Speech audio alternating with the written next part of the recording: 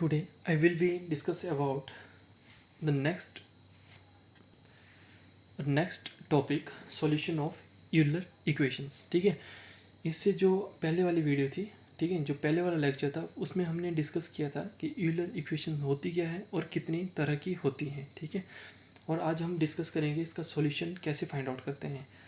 ठीक है, डिस्कस करने से पहले अगर आपने हमारे चैनल विजडम अप्रोच को अभी तक सब्सक्राइब नहीं किया है तो प्लीज़ सब्सक्राइब करें और बेल आइकन को प्रेस करना ना भूलें, ताकि हमारी जो भी नई वीडियो आएगी वो आपके पास सबसे पहले पहुंचे। ठीक है, तो डिस्कस करते हैं।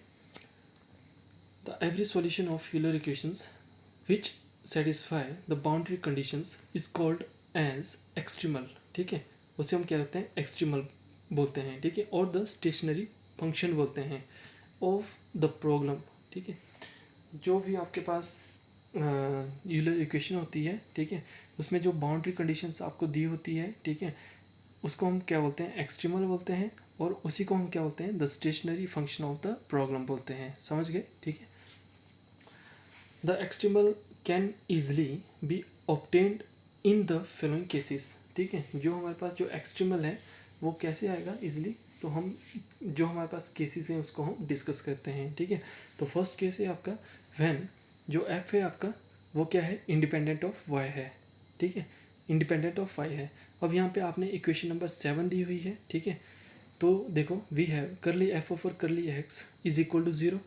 ठीक है, एंड जो हमारे पास यूलर इक्वेशन नंबर 7 है। ठीक है, इक्वेशन नंबर 7 को देखने के लिए आपको क्या करना पड़ेगा, जो हमारी प्रीवियस वीडियो है वो देखनी पड़ेगी। ठीक है, कि इक्वेशन नंबर 7 हमारे पास कौन सी है।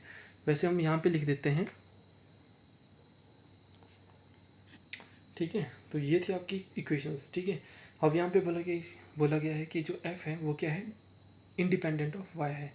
तो यहाँ पे देखो curly F over curly X equal to 0। ठीक है, तो इक्वेशन नंबर 7 यानी ये वाली इक्वेशन बिकम्स, ये आएगी हमारे पास, सॉरी, ठीक है, कुछ मिस्टेक होगी। ठीक है, यहाँ पे क्या है, when F is independent of X not Y, X है। ठीक है, अगर आपकी इंडिपेंडेंट ऑफ एक्स होगी तो आपने क्या करना है, curly F over curly X equal to 0।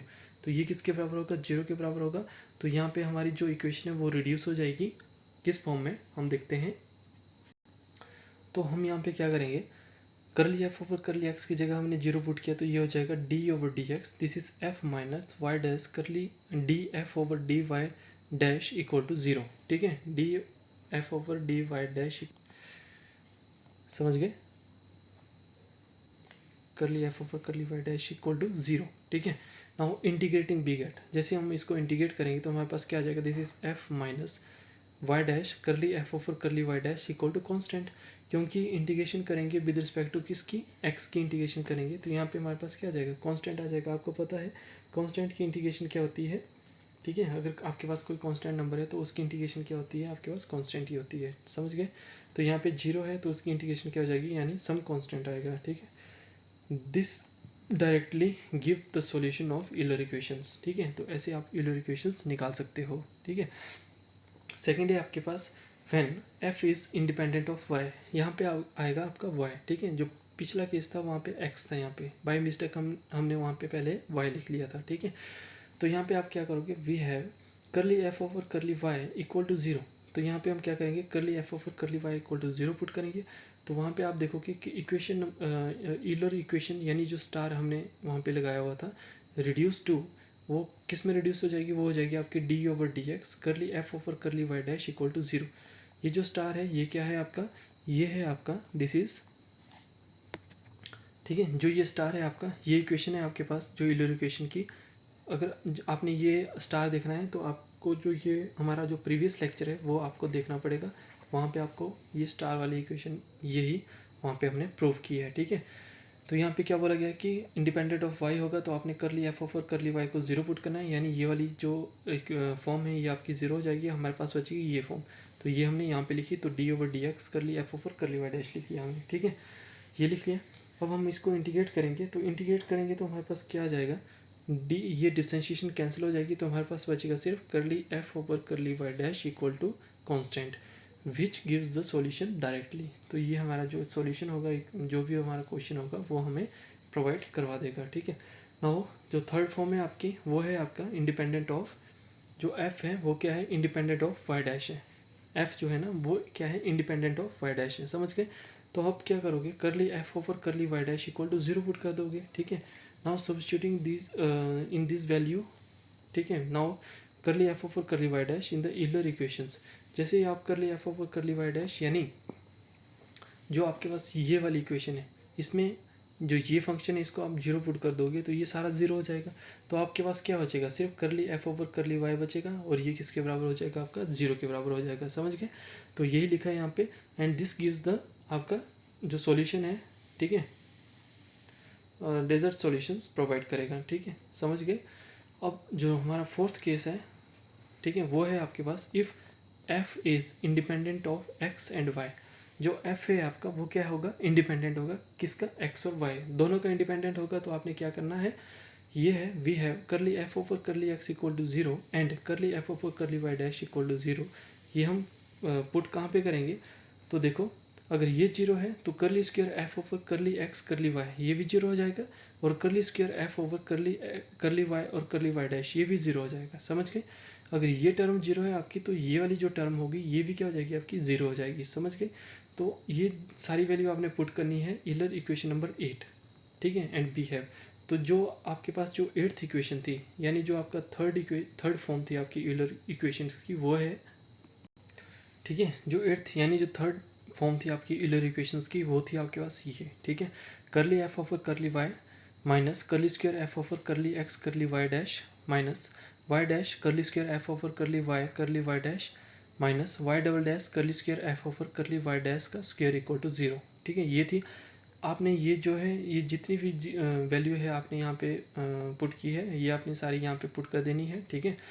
और जो आपके पास बचेगा वो बचेगा आपके पास, this is y double dash curly square F over curly Y dash square equal to 0। यहाँ पे माइनस बचेगा, माइनस वाई, तो अगर हम माइनस को दूसरी तरफ ले जाएंगे तो ये क्या हो जाएगा, 0 हो जाएगा, ठीक है। तो हमारे पास सिर्फ ये टर्म बचेगी। Now if curly square F over curly Y dash is not equal to 0, ठीक है, ये वाली टर्म है, ये आपकी क्या हो सकती है, this is not equal to 0, तो आपका 0 क्या होगा, ये होगा Y double dash equal to 0। तो यानी आपकी जो ये वाली टर्म है ये किसके बराबर होगी, 0 के बराबर होगी, ठीक है। Whose solutions is Y equal to A x plus B. अगर आपको आप जो है इसको डबल टाइम इंटीग्रेट करोगे, ठीक है, ये डिफरेंशिएशन की फॉर्म में अगर आपको आप इसे डबल टाइम इंटीग्रेट करोगे तो आपके पास ये वाला सॉल्यूशन आ जाएगा, ठीक है। जैसे आप वन टाइम इंटीग्रेट करोगे तो यहाँ पे आ जाएगा आपका वाई डैश इक्वल टू ए, मान लो ये क्या है, आपका कांस्टेंट है, ठीक है, समझ गए। विद रिस्पेक्ट टू एक्स आप इसको इंटीग्रेट कर रहे हो तो वाई डैश इक्वल टू क्या आ जाएगा, ए आ जाएगा।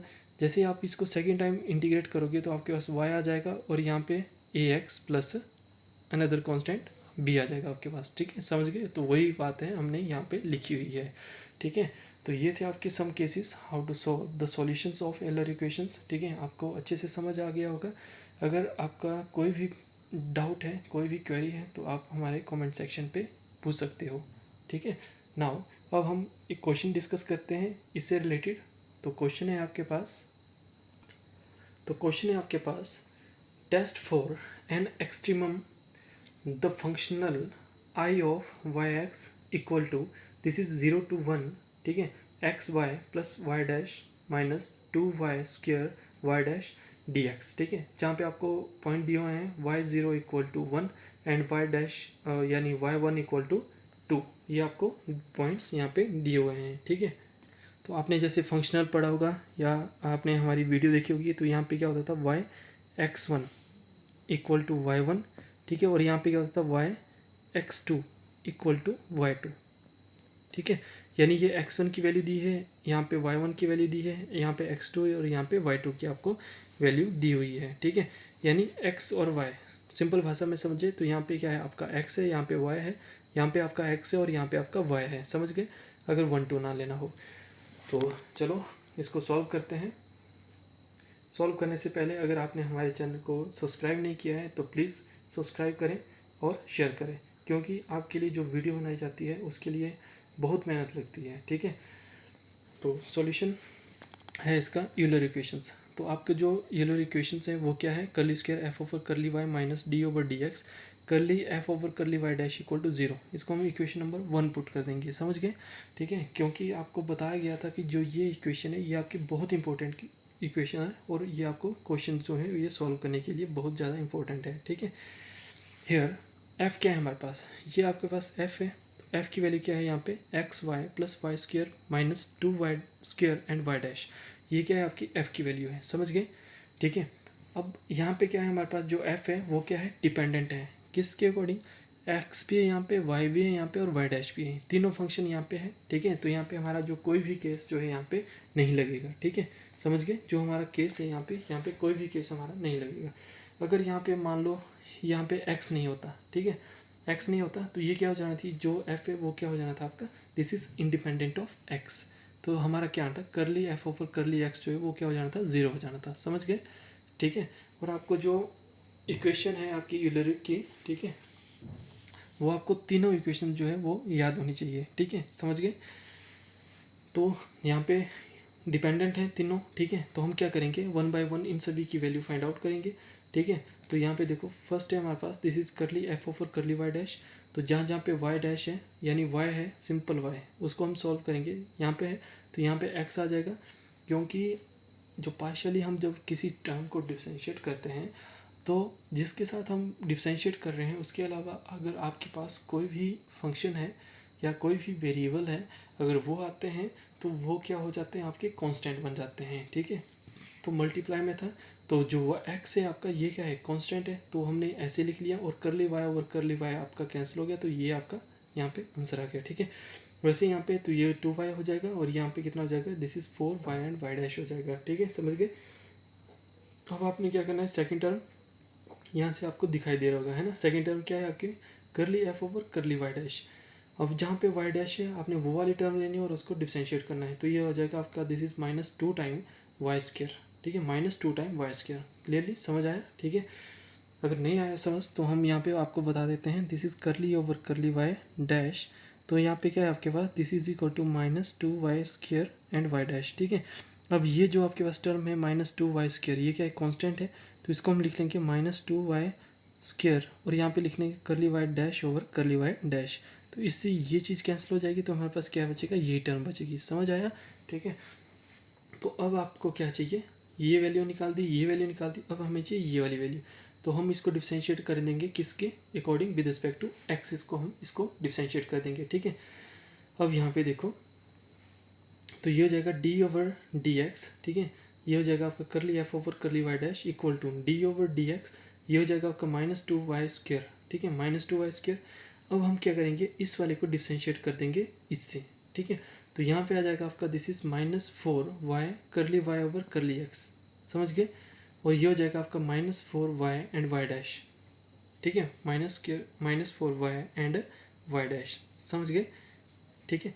यहाँ पे क्या है आपकी जो परफेक्ट डिफरेंशिएशन है यहाँ पे, समझ गए, ठीक है। यहाँ पे क्या थी आपकी पार्शियल थी, तो यहाँ पे क्या है आपकी परफेक्ट डिफरेंशिएशन है, तो ये हो जाएगा -4 Y curly Y over curly X equal to -4 Y और वाई डैश, ऐसे लिख सकते हैं।